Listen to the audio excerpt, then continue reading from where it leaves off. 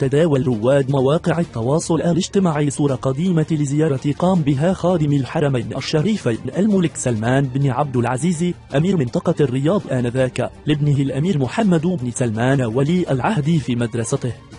وتظهر الصور التي حازت إعجاب متداوليها الملك سلمان وهو يقف مع الأمير محمد بن سلمان ومجموعة من زملائه في مدارس الرياض،